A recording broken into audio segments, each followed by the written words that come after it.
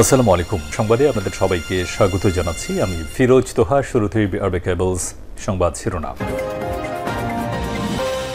বাংলাদেশের সর্বশেষ গুরুত্বপূর্ণ আপডেট সংবাদ আপনাকে স্বাগত। শুরুতেই সংবাদ শিরোনাম, পরে বিস্তারিত। শুরুতেই জানাবো, প্রধান উপদেষ্টার সঙ্গে বাংলাদেশ জামাত ইসলামের আমিরের বৈঠক। দেশের সার্বিক পরিস্থিতি নিয়ে আলোচনার জন্য প্রধান উপদেষ্টা ডক্টর মোহাম্মদ ইউনূসের সঙ্গে বাংলাদেশ জামাত ইসলামের আমির ডক্টর শফিকুর রহমানের এক বৈঠক অনুষ্ঠিত হয়েছে। সোমবার বিকাল ৪টায় প্রধান উপদেষ্টার বাসভবন যমুনায় অনুষ্ঠিত বৈঠকে আমিরে জামাতের সঙ্গে উপস্থিত ছিলেন সংগঠনটির নায়েবে আমির সাবেক এমপি ডক্টর সৈয়দ আবদুল্লাহ মোহাম্মদ তাহের। এরপর জানাবো, পররাষ্ট্র উপদেষ্টা বললেন, ভারতকে সিদ্ধান্ত নিতে হবে বাংলাদেশের সঙ্গে কেমন সম্পর্ক চায়। বাংলাদেশকে সিদ্ধান্ত নিতে হবে তারা ভারতের সঙ্গে কোন ধরনের সম্পর্ক চায়। ভারতের পররাষ্ট্রমন্ত্রী এস জয়শঙ্কর এমন বক্তব্যের পাল্টা জবাব দিয়েছে অন্তর্বর্তীকালীন সরকারের পররাষ্ট্র বিষয়ক উপদেষ্টা তৌহিদ হোসেন। এ বিষয়ে গুরুত্বপূর্ণ সংবাদ জানাবো, সঙ্গেই থাকুন। এদিকে রাজধানীতে বিশেষ অভিযানে ১৬ জন গ্রেপ্তার। রাজধানী লালবাগ ও কোতোয়ালি থানাধীন বিভিন্ন এলাকায় অপারেশন ডেভিল হান্টের অংশ হিসেবে বিশেষ অভিযান পরিচালনা করেছে যৌথ বাহিনী। গত ২৪ ঘণ্টায় পেশাদার ছিনতাইকারী সহ বিভিন্ন অপরাধে জড়িত ১৬ জনকে গ্রেপ্তার করেছে যৌথ বাহিনী।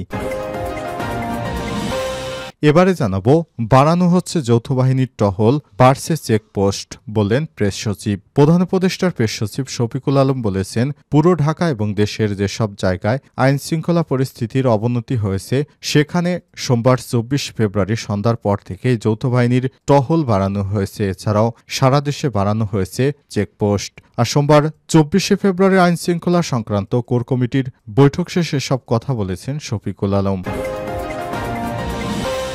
এদিকে রাজধানীর বনশ্রীতে গুলি করে স্বর্ণ লুটের ঘটনায় মামলা, আসামি ৭। রাজধানীর রামপুরার বনশ্রী এলাকায় স্বর্ণ ব্যবসায়ী আনোয়ার হোসেনকে গুলি করে ১৬০ ভরি স্বর্ণ ও ১ লক্ষ টাকা নগদ ডাকাতির ঘটনায় মামলা করেছে ভুক্তভোগীর স্ত্রী। মামলায় ৬ থেকে ৭ জনকে অজ্ঞাতনামা পরিচয় দিয়ে আসামি হিসেবে উল্লেখ করা হয়েছে। এবং সর্বশেষ জানাবো, বিমান বাহিনীর ঘাঁটি কক্সবাজারের উপর আতর্কিত হামলা, মিথ্যা বিভ্রান্তকর সংবাদ ও অপতথ্য সম্পর্কে আইএসপিআরের প্রতিবাদ। কক্সবাজারে অবস্থিত বিমান বাহিনীর ঘাঁটি কক্সবাজার সংলগ্ন সমিতিপাড়ায় কিছু স্থানীয় দুর্বৃত্তরা সোমবার ২৪শে ফেব্রুয়ারি বিমান বাহিনীর ঘাঁটি কক্সবাজারের উপর আতর্কিত হামলা চালিয়েছে বলে বিভিন্ন মিডিয়া ও গণমাধ্যমে পরিবেশিত মিথ্যা ও বিভ্রান্তিকর সংবাদ, অপতথ্য প্রকাশের প্রতিবাদ জানিয়েছে আইএসপিআর। এক বিজ্ঞপ্তিতে আইএসপিআর জানায়, ব্যায়াম স্কুলের পাশে বিমান বাহিনীর চেকপোস্ট হতে একজন স্থানীয় লোকের মোটরসাইকেলের কাগজপত্র না থাকায় বিমান বাহিনীর প্রবোস্ট কর্তৃক জিজ্ঞাসাবাদের জন্য ঘাঁটির অভ্যন্তরে নিয়ে যাওয়া হয়। এরপর দুষ্কৃতকারীরা বিমান বাহিনীর কর্মীদের উপর ব্যাপক হামলা চালায়। এতে ৪ জন বিমান বাহিনীর সদস্য গুরুতর আহত হয়েছে। এরপর নিরাপত্তার স্বার্থে ফাঁকা গুলি ছোড়ে বিমান বাহিনী, তবে সেগুলো ছিল টিয়ারশেল ও রাবার বুলেট। তবে বিভিন্ন মিডিয়া বিষয়টিকে অন্যভাবে দেখানোর চেষ্টা করছে, এজন্য সতর্কতা দিয়েছে আইএসপিআর। প্রিয় দর্শক, এতক্ষণ শুনছিলেন সংবাদ শিরোনাম, এবারে বিস্তারিত। তবে তার আগে বন্ধুরা, অনুরোধ থাকবে সংবাদটিতে একটি লাইক দিন। এই চ্যানেলে আপনি নতুন হয়ে থাকলে আমাদের সংবাদটি দেখতে দেখতে চ্যানেলটি সাবস্ক্রাইব করে রাখুন, যাতে করে বন্ধুরা আমাদের পরবর্তী লেটেস্ট আপডেট সংবাদগুলো সবার আগে আপনার কাছে পৌঁছে যায়। কমেন্ট করে আপনার মূল্যবান মতামত জানিয়ে দিন আপনি বিশ্বের কোন দেশ থেকে বা বাংলাদেশের কোন স্থান থেকে আমাদের সংবাদটি দেখছেন এবং শুনছেন। এবারে বিস্তারিত। প্রধান উপদেষ্টার সঙ্গে জামাত আমিরের বৈঠক। দেশের সার্বিক পরিস্থিতি নিয়ে আলোচনার জন্য প্রধান উপদেষ্টা ডক্টর মোহাম্মদ ইউনূসের সঙ্গে বাংলাদেশ জামাত ইসলামের আমির ডক্টর শফিকুর রহমানের এক বৈঠক অনুষ্ঠিত হয়েছে। সোমবার বিকাল ৪টায় প্রধান উপদেষ্টার বাসভবন যমুনায় অনুষ্ঠিত বৈঠকে আমিরে জামাতের সঙ্গে উপস্থিত ছিলেন সংগঠনটির নায়েবে আমির সাবেক এমপি ডক্টর সৈয়দ আবদুল্লাহ মোহাম্মদ তাহের।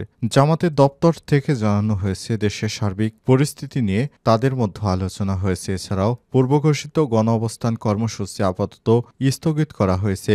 বাংলাদেশ জামাত ইসলামের কেন্দ্রীয় প্রচার মিডিয়া বিভাগের সেক্রেটারি অ্যাডভোকেট মতিউর রহমান আকন্দ বৈঠকের বিষয়টি নিশ্চিত করেছেন। এদিকে পৃথক এক বিবৃতিতে বাংলাদেশ জামাত ইসলামের সেক্রেটারি জেনারেল অধ্যাপক মিয়া গোলাম পরোয়ার বলেছেন, দেশের সামগ্রিক পরিস্থিতি বিবেচনায় নিয়ে বাংলাদেশ জামাত ইসলাম ঘোষিত 25শে ফেব্রুয়ারি প্রধান উপদেষ্টার কার্যালয়ের সামনে গণ অবস্থান কর্মসূচি আপাতত স্থগিত ঘোষণা করেছে। জামাত ইসলামের সিনিয়র নেতৃত্ববৃন্দর অনুরোধের প্রেক্ষিতে আমিরে জামাত ডক্টর শফিকুর রহমান তার স্বেচ্ছায় গ্রেপ্তার হওয়ার কর্মসূচি আপাতত স্থগিত রাখতে সম্মত হয়েছে বলে জানা গেছে। জামাত ইসলামের আমির দীর্ঘদিন ধরে এই সরকারের কর্মকাণ্ড ধৈর্যের সঙ্গে পর্যবেক্ষণ করছিলেন, কিন্তু 6 মাসের অধিক সময় পরও জামাত নেতা এটিএম আজহারুল ইসলামের জামিন না দেয়ায় জামাত ইসলাম এই কর্মসূচি ঘোষণা করেছিল। পররাষ্ট্র উপদেষ্টা বললেন, ভারতকে সিদ্ধান্ত নিতে হবে বাংলাদেশের সঙ্গে কেমন সম্পর্ক চায়।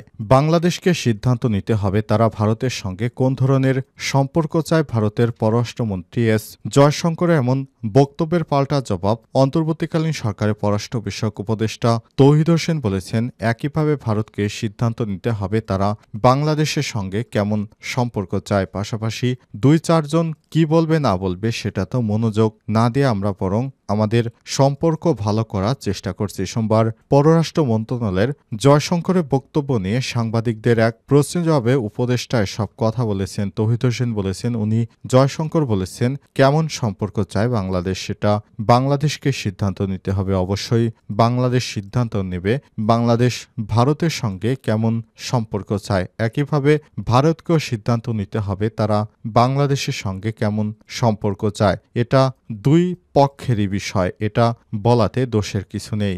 ভারতের সঙ্গে সরকারের সম্পর্কের সিদ্ধান্তের বিষয়ে উপদেষ্টা জানান, আমার মনে হয় আমাদের স্পষ্ট সিদ্ধান্ত আছে এ ব্যাপারে। আমরা ভারতের সঙ্গে গুড ওয়ার্কিং রিলেশন চাই এবং একটা পারস্পরিক শ্রদ্ধাবোধ যার যার আগ্রহের বিষয় রয়েছে। এই ব্যাপারে আমাদের যে আগ্রহের বিষয়টি আমরা আগেই জানিয়ে দিয়েছি। এই বিষয়টি নিয়ে এখন আর প্রশ্ন করার কিছুই নেই। রাজধানীতে বিশেষ অভিযানে 16 জন গ্রেপ্তার। রাজধানীর লালবাগ ও কোতোয়ালি থানাধীন বিভিন্ন এলাকায় অপারেশন ডেভিল হান্টের অংশ হিসেবে বিশেষ অভিযান পরিচালনা করে গত 24 ঘণ্টায় পেশাদার ছিনতাইকারী সহ বিভিন্ন অপরাধে জড়িত 16 জনকে গ্রেপ্তার করেছে পুলিশ।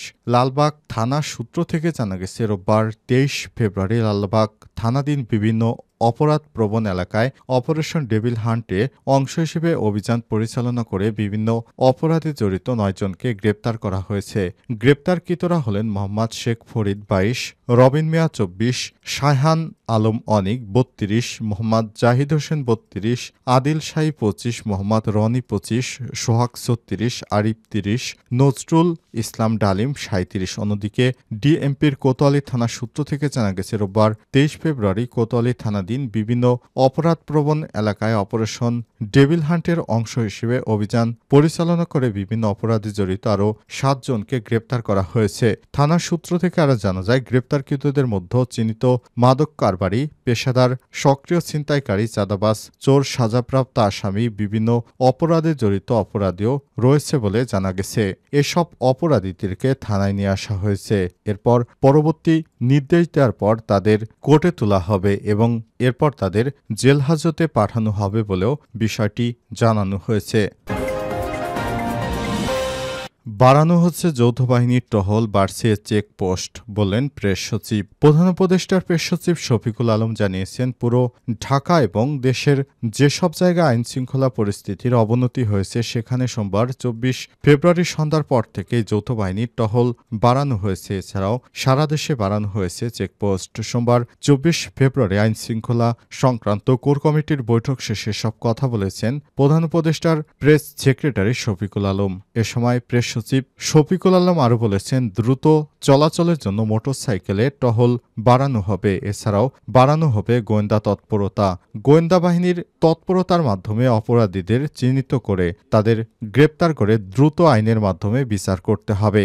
অন্তর্বর্তীকালীন সরকার ইতিমধ্যেই বিভিন্ন পদক্ষেপ গ্রহণ করেছে। কিভাবে দেশের সার্বিক আইন শৃঙ্খলা পরিস্থিতি ঠিক করা যায়, কিভাবে যৌথ বাহিনীর মাধ্যমে দেশে অপরাধীদেরকে গ্রেপ্তার করা হয়, কিভাবে যৌথ বাহিনীর তারা সারা দেশ থেকে নাশকতা সৃষ্টিকারী বা যারা বিভিন্ন হামলা মামলা বা চাঁদাবাজির সঙ্গে জড়িত আছে তাদেরকে গ্রেপ্তার করে একে একে আইনের আওতায় আনা হচ্ছে বলেও জানিয়েছেন প্রধান উপদেষ্টার প্রেস সচিব শফিকুল আলম। আজ বৈঠকের সময় তার সঙ্গে ছিলেন স্বরাষ্ট্র উপদেষ্টা লেফটেন্যান্ট জাহাঙ্গীর আলম চৌধুরী। উল্লেখ্য, জাহাঙ্গীর আলম চৌধুরীর পদত্যাগের দাবিতে ২৪ ঘণ্টার আলটিমেটাম দিয়েছে শিক্ষার্থীরা। এরপর স্বরাষ্ট্র উপদেষ্টা নড়েচড়ে বসেছেন। বিভিন্ন এলাকায় অপারেশন ডেভিল হান্টের মতো আবারও ভয়ানক তৎপরতা চালানোর নির্দেশ দিয়েছেন স্বরাষ্ট্র উপদেষ্টা, যাতে করে কোনো অপরাধী আর ছাড় না পায়।